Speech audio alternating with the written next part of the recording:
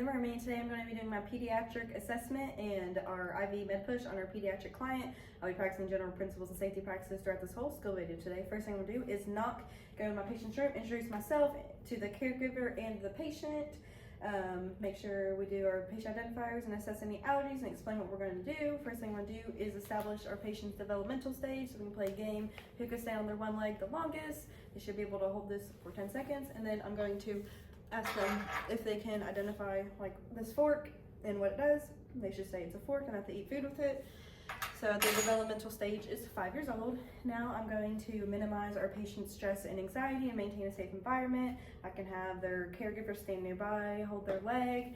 I can maintain eye contact at a level of their eyes, introduce myself, approach them slowly. I can let them feel any instruments I'm using like the stethoscope and get familiar with that. Now I'm going to assess their overall behavior. I'm going to assess they have good hygiene, they look their stated age, they maintain appropriate contact, they don't appear anxious or stressed, they appear comfortable. So that's all good. Now I'm going to assess our patient's vital signs. First thing I want to assess is their respiration, so they don't know I'm taking them, and you want to count their respirations where you might distress them because that could alter their respirations. Now I'm going to listen to their apical heart rate for 1 full minute. In children under 10 years old, you would do this. And she is 5. All right, now that we got their pulse, we are going to take their blood pressure.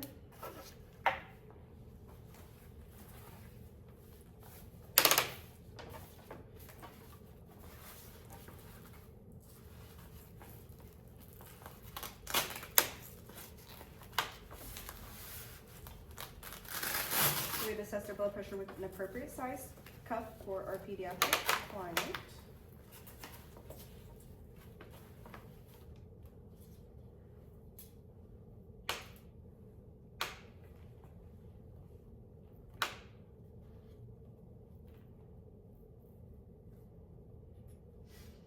All right, now we've got their blood pressure.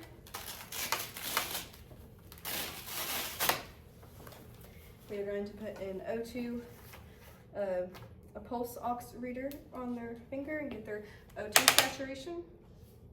Right, now that we've gotten that, we're going to take their temperature and ask them, we're going to see how warm they feel. You don't want to use medical jargon with these clients of this age. All right, now that we have taken that, we're going to assess their pain using a FACES pain scale. Since they are above 3 years of age, have them point to a face that they are feeling, and they pointed to 0, so that is good. Now that we've assessed all of their vital signs, we are going to assess their orientation. So we're going to ask, do you know what your name is? Do you know where we're at today? Which is good.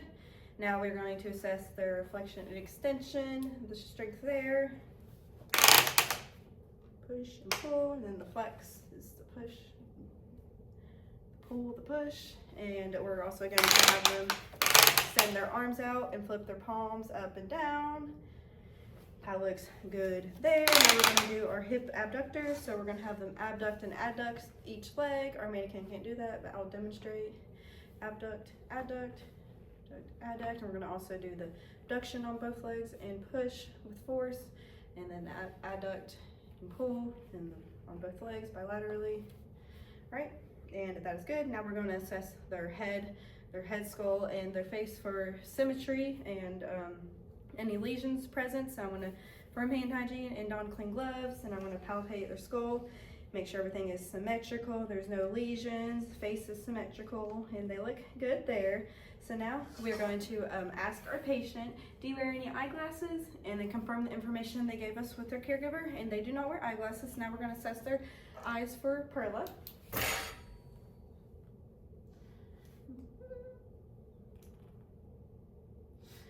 All right, pupils are equal, round, and reactive to light and accommodation, which is good. Now we're going to assess the oral mucosa. We're going to tell them, say, ah, whatever gets them, get their mouth open and make sure the oral mucosa is pink, moist, no lesions, everything looks good. And we're also going to assess their speech. This whole time they've been talking to me, they've had clear speech, appropriate speech for their age, and I can understand them, so that's good. Now we're going to assess their ears bilaterally for shape, any lesions, any earwax, and any foreign bodies in them. So we're going to look in their ears, look at the shape of them. Right, that looks good. Now we are going to assess their heart sounds. I'm gonna take a listen to you.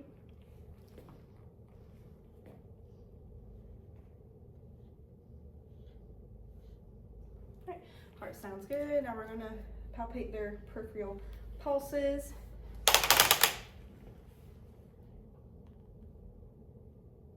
They look good. We're gonna assess the skin color, the temperature on each bilaterally are good, and assess their cap refill on each. All is good.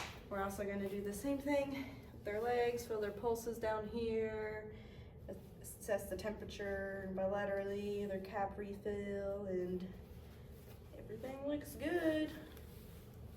Now we are going to assess their carotid pulse one at a time. One side of each time. Everything's good there. Now we are going to move on to their lungs. Listen to 10 on the front, 10 on the back, 4 on the sides.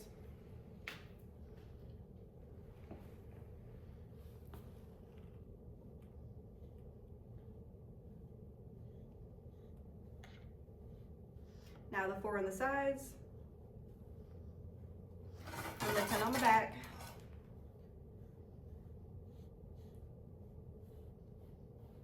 All right. Their lungs sound clear and good. Now we're going to assess their respirations. We're going to assess the quality and the effort of their respirations. They don't have an excessive movement, and it looks like quality, and the chest expands evenly with the respirations. That's good. Now we're going to assess their spine curvature, so we can have them try and touch their toes, and that's a way to get them to bend over so I can assess their spine for any abnormalities and palpate it. We can also assess their posture, make sure they have a good posture and their spine looks good and even and aligned. Now we are going to assess our bowel sounds in all the 4 quadrants.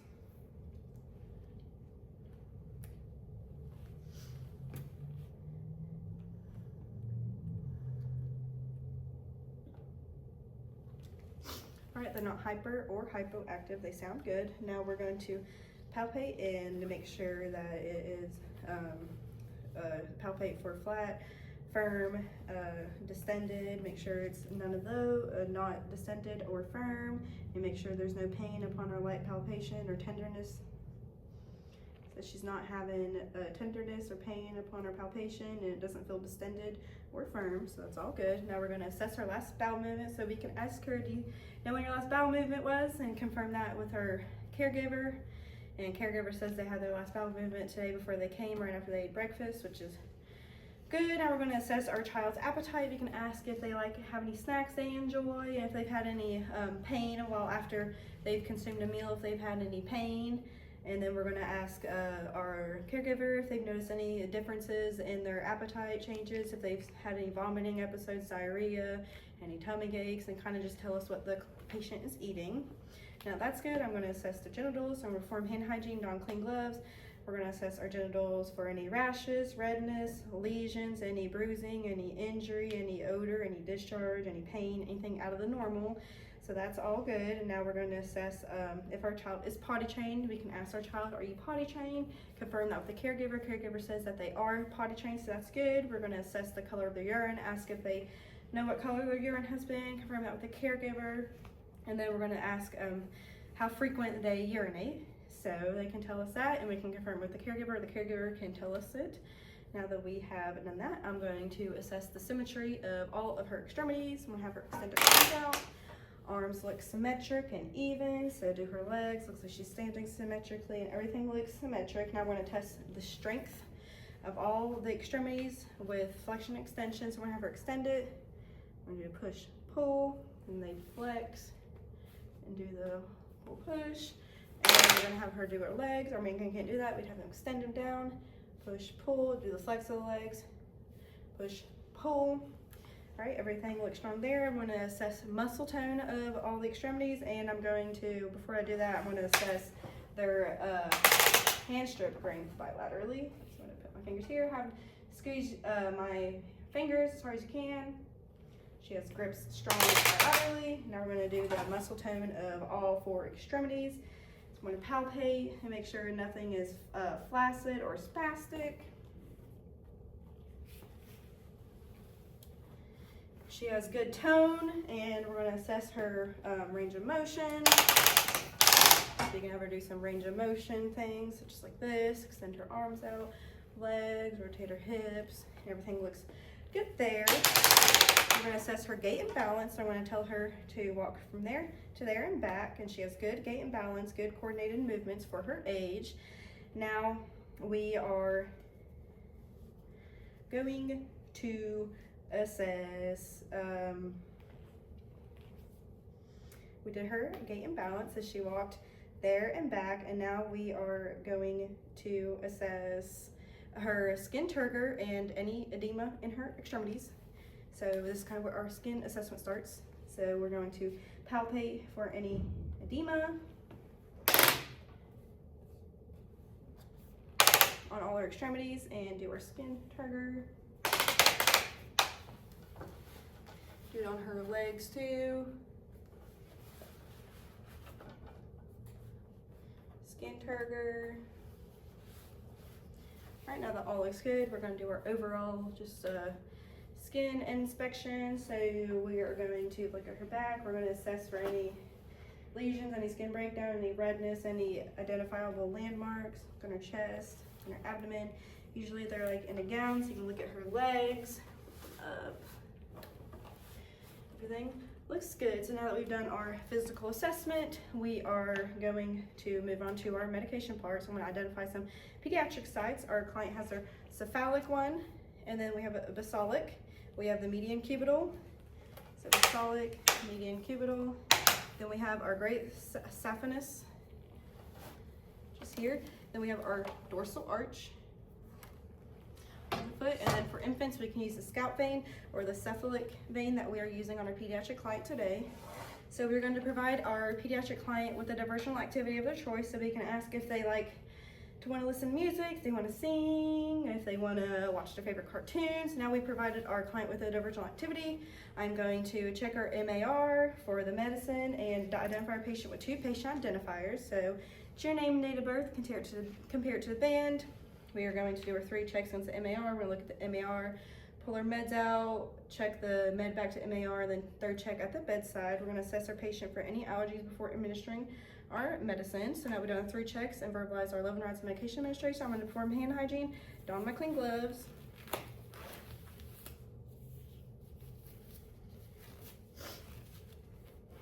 Now that we have our clean gloves on, we are going to palpate our IV site for any complications. And there is none. So now we are going to choose the site closest to our patient. So J-loop or IV tubing, and we have a J-loop here. So now that we have done that, I am going to get a alcohol pad. We're going to scrub our hub, our needleless connector, allow it to air dry, get our normal saline, pop the top off, connect it. We're going to instill it at a slow rate, such as like a minute. We're going to remove that after we've instilled that. And we are going to get a alcohol pad, scrub the hub, allow that to air dry and get our medicine. We're going to connect it, instill it at the prescribed rate. And while we're administering it, we're going to assess our patient for any complications and our IV site for any complications to make sure that they are doing okay. Now that we've instilled it at the prescribed rate slowly, we're going to remove our medicine, scrub the needles connector, the hub, allow that to air dry, get our normal saline, pop the top off, connect it. Now we're going to instill this normal saline at the same rate the medicine was prescribed. And now we're going to remove this, scrub the hub, put on a disinfection cap, and immediately document that medication after. And when I was administering the first normal saline syringe, I would have assessed and aspirated for blood return and then fully administered that first normal saline before doing our medicine and the other normal saline. So now we have the disinfection cap on. We are going to immediately document this medication we administered And then we are going to assess our patient's response after. I'm going to remove my gloves, clean everything up, leave our patient comfortable and the caregiver comfortable, and instruct them to hit the call light if they need me or anything.